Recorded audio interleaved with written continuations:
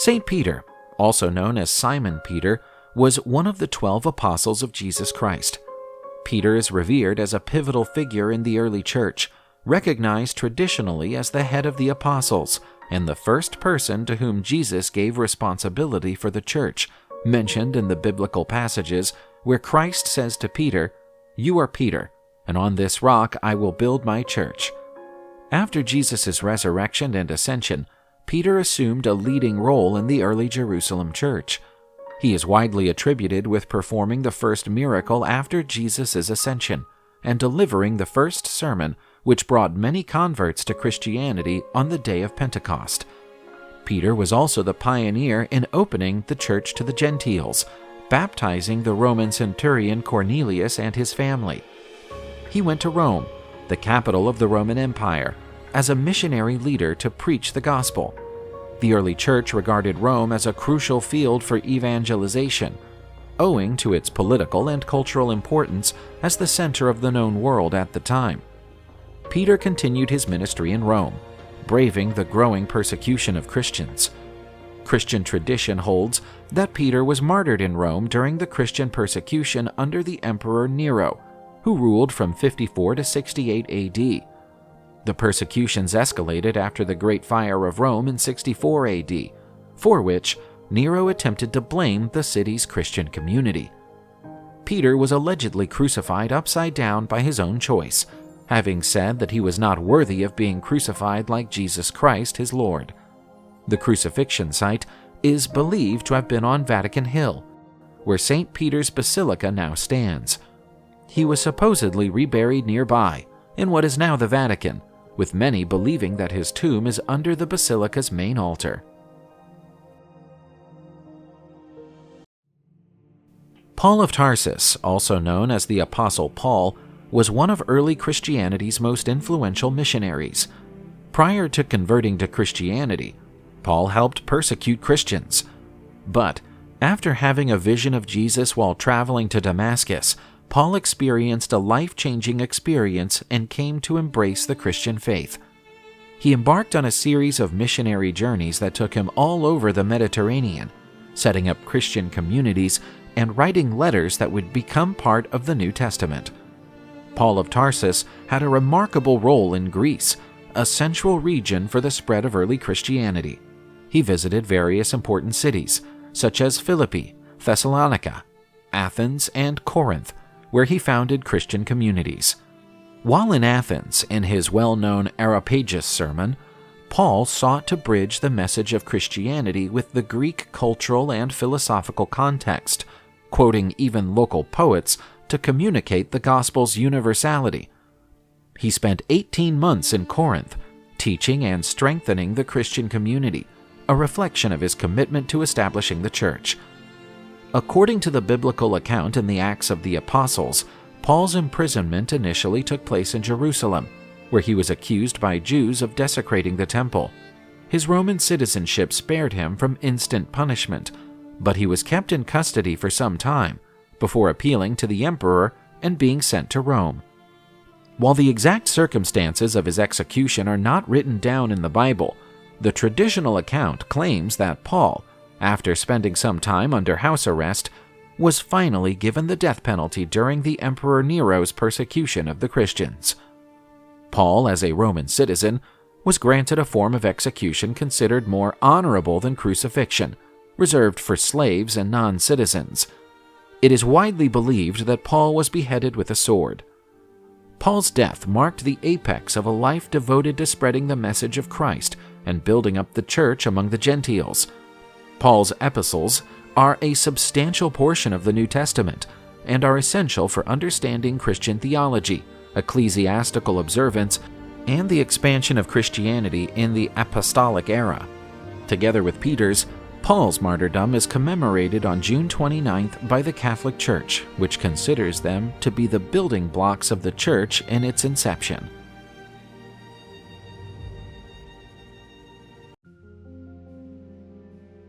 Saint Sebastian is among the most worshipped and respected saints of the Christian faith.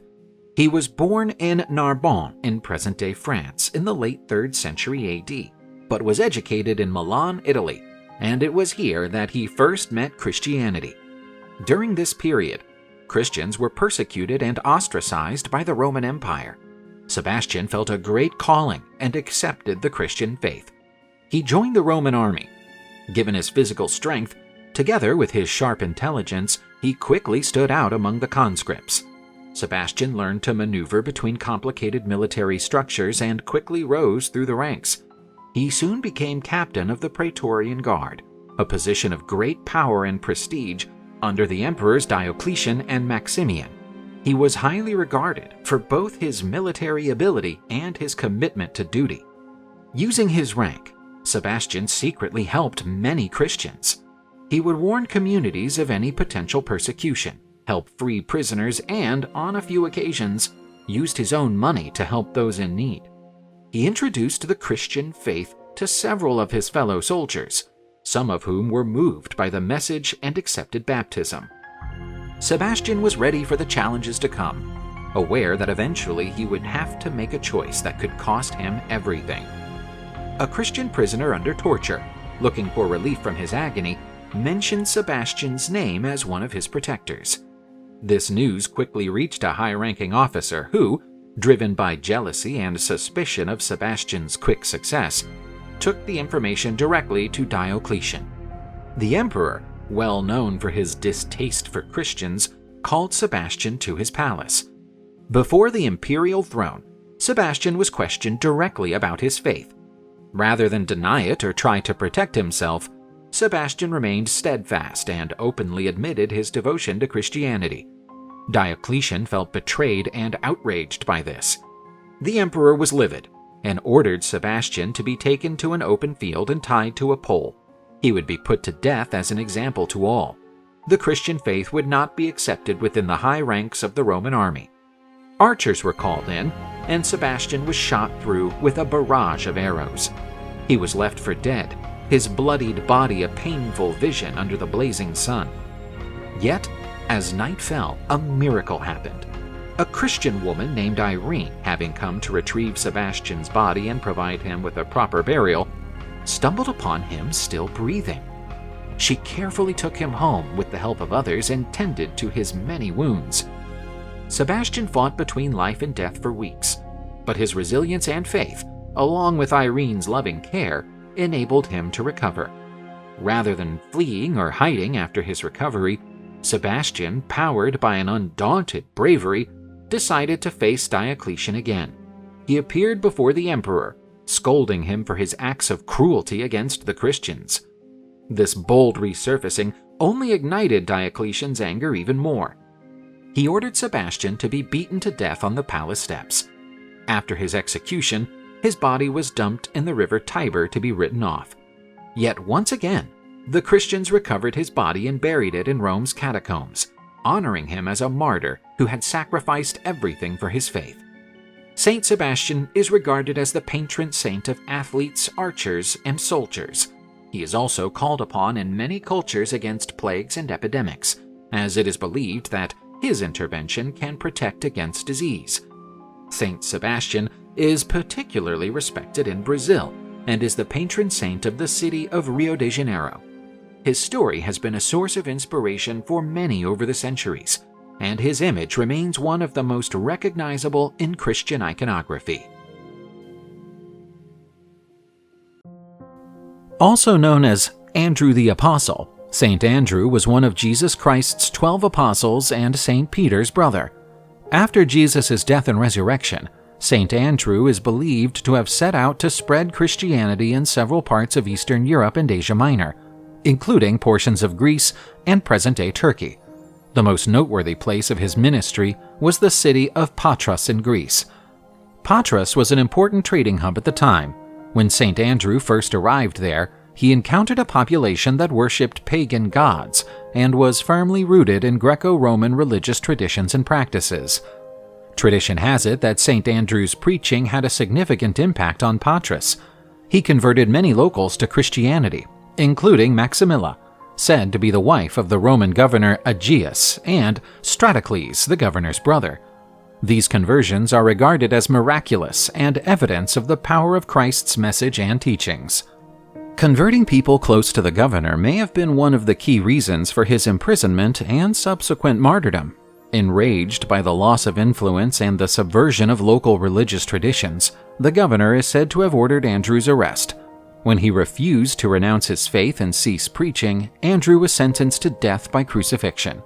He was crucified, but according to tradition, not on a typical cross, but on an X-shaped one, which became known as St. Andrew's Cross. It is said that he preferred this method of crucifixion because, like his brother, he deemed himself unworthy of being crucified in the same way as Jesus. While on the cross, St. Andrew kept preaching to those who came to see him. The accounts say that he remained hanging on the cross for 2 days before he died. The X-shaped cross became an important Christian symbol, and in the Orthodox Church where St. Andrew is highly venerated. St. Andrew's martyrdom is an unwavering example of faith and determination, and his story still inspires many Christians throughout the world. He is regarded as the patron saint of Scotland, Russia, Ukraine, and Greece. Also known as Saint Ignatius, Ignatius of Antioch was an apostolic father of early Christianity. He was among the Christian leaders living at the end of the 1st century and the beginning of the 2nd who were in direct contact with Jesus' apostles. He was the Bishop of Antioch, an ecclesiastical office that had once been held by St. Peter and a disciple of John the Evangelist. Ignatius was born during a very tumultuous period in the history of the early Church, when Christians were often persecuted by the Roman Empire. He is believed to have been born around 35 AD and died around 107 AD. During the reign of Emperor Trajan, he was probably arrested and sent to Rome to be executed. While on his journey, he wrote numerous important epistles, which are some of the first major pieces of Christian literature following the New Testament. These letters were sent to Christian communities. The Romans sentenced the Bishop of Antioch to the beasts, i.e., he was condemned to be eaten alive by wild animals. This punishment was meant to amuse the Roman plebs and deter them from converting to Christianity. St. Ignatius's martyrdom story is truly remarkable. Ignatius is said to have accepted his fate heroically, viewing martyrdom as a means of uniting himself completely to Christ. His death was regarded as a powerful testimony to his faith and an inspiration to other Christian communities who were facing persecution. Ignatius of Antioch is revered as a saint by both the Catholic and Orthodox churches, and his liturgical feast is celebrated on October 17th by the Catholic Church and on December 20th by the Orthodox churches.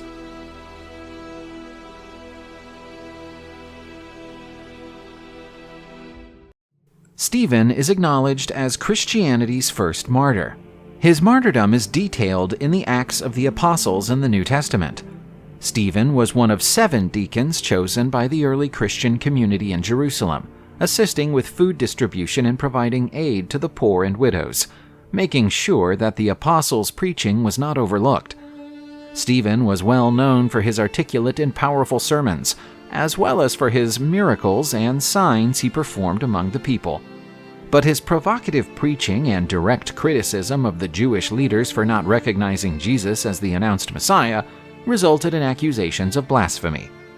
He was taken before the Sanhedrin, the Supreme Jewish Council, where, instead of standing up for himself, he delivered an audacious address, retracing the history of Israel and accusing the Jewish leaders of opposing the Holy Spirit and of betraying and murdering the prophets who had heralded Jesus' coming.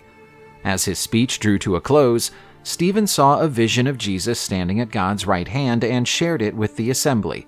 It was considered the ultimate offense and sparked the leaders' wrath. Without a proper Roman trial, Stephen was hauled out of the city and stoned to death. While being stoned, he pleaded with God to receive his spirit and, following the example of Jesus on the cross, asked for his attackers' sins to be forgiven. Stephen's martyrdom profoundly changed the early church. Besides triggering a persecution spree that drove many Christians out of Jerusalem, something that paradoxically helped the spread of Christianity, he is remembered for his unyielding faith and his ultimate forgiveness, even in the face of death.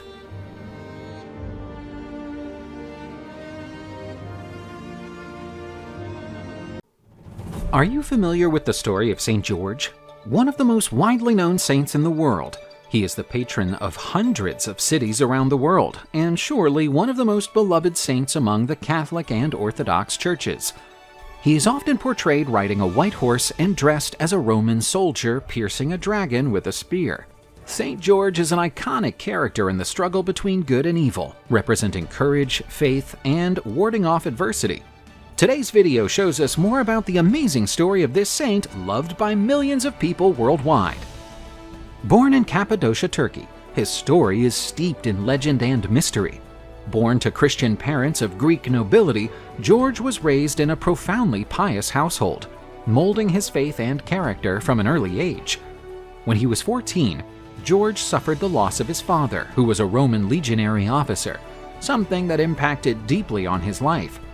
He moved with his mother to Palestine, where his bonds with the Christian faith grew stronger. This stage in his life was marred by loneliness and the quest for a greater purpose, guided by his religious heritage. When he was 17, and following in his father's footsteps, George joined the Roman army. His military career took off in the imperial city of Nicomedia, in eastern Turkey. There, he showed courage and honor, qualities that quickly made him stand out among his peers. George's ability and loyalty did not go without notice, leading to his promotion to tribune and the highly prestigious rank of imperial guard under Emperor Diocletian. This appointment was not only a testament to his military prowess, but also showed the trust the powerful Roman emperor had in him. But Diocletian still revered the old Roman gods, and after having made an inquiry to the oracle, he began a widespread persecution campaign against the Christians. He destroyed churches and imprisoned priests. George's allegiance was challenged halfway through the anti-Christian campaign. George, steadfast in his faith, defied the emperor, rejecting the anti-Christian laws and openly declaring himself a Christian. This brave act of faith led to his imprisonment, and this decisive moment would define the rest of his life. When he bravely rebelled against Diocletian, St. George was locked up and subjected to unthinkable torment. According to accounts, he was forcibly fed poisons. His body was crushed between two wheels studded with metal spikes, and other cruel and inconceivable acts of torture. But miraculously, none of these atrocities took George's life, as he was protected by the Creator himself. Every night, Jesus is said to have come to heal his wounds, bolstering his faith and resilience. Although facing imminent death, George stood his ground in his belief, rejecting all of Diocletian's attempts to make him abandon his faith, including offerings of pardon and gifts such as land, money, and slaves. Having seen George's unwavering faith, Diocletian decided to have him executed. On April 23, 303, George was beheaded on the walls of Nicomedia. His death not only signaled the end of a devout and valiant life, but also the beginning of a legacy that would last for centuries. He became a Christian symbol of resistance, inspiring countless others with his fortitude and selflessness, despite extreme suffering. The well-known legend of how St. George faced a dragon only emerged in the 12th century, many years after his death. In desperate times, a distant city endured the shadows of a terrible dragon. The flames of its fury burned the sky, and its breath was a billowing death cloud. Human sacrifices were made daily to appease the beast's rage. Sadness and hopelessness engulfed the city as one young girl after another was delivered to a grim fate. The king himself had to sacrifice his daughter when news arrived that a noble Roman knight had arrived in the city. This was St. George, whose gallantry was as wide as the seas. Riding on his white horse, he pronounced that the forces of evil would no longer take the lives of innocent maidens in that place. On meeting the dragon, an epic battle ensued. St. George's spear gleamed in the sunlight, and his armor sparkled like a shooting star as the holy warrior made his way through the darkness and gloom surrounding the monster. The beast uttered a scream that shattered the heavens as St. George smote the dragon, causing it to collapse to the ground and squirm in agony. Once he had rescued the princess, St. George bound the defeated dragon and took it back to the city, no longer as a terrifying monster, but as a trophy of his bravery. Before the astonished and grateful citizens, he offered them not only physical but also spiritual salvation, preaching the Christian faith.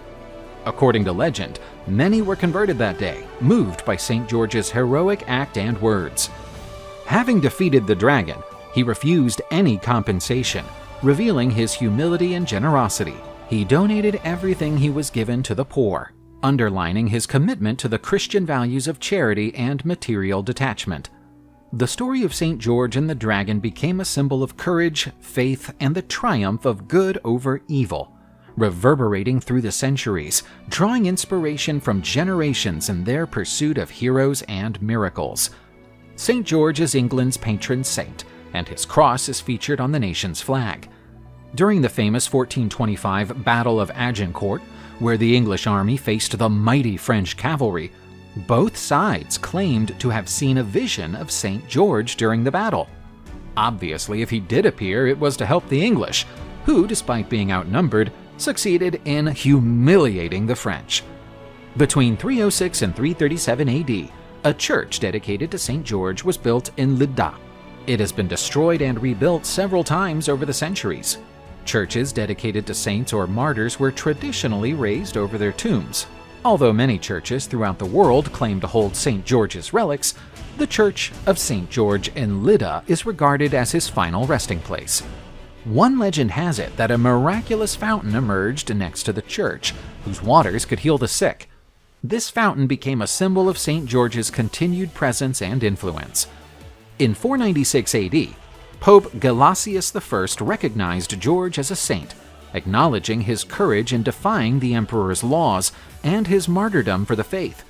St. George's Day was then celebrated on April 23rd, the day of his death. St. George has transcended his own era, making him an enduring, iconic figure in many cultures and religions. His story has been told and retold over the centuries, each version reflecting the values and beliefs of its time and place. He has become the patron saint of countless countries and cultures, epitomizing courage, faith, and the protection from evil. St. George's image of fighting the dragon has become a powerful symbol of the battle between good and evil, inspiring generations. His story continues to be revered and celebrated, and his spirit is called upon in times of adversity and trial.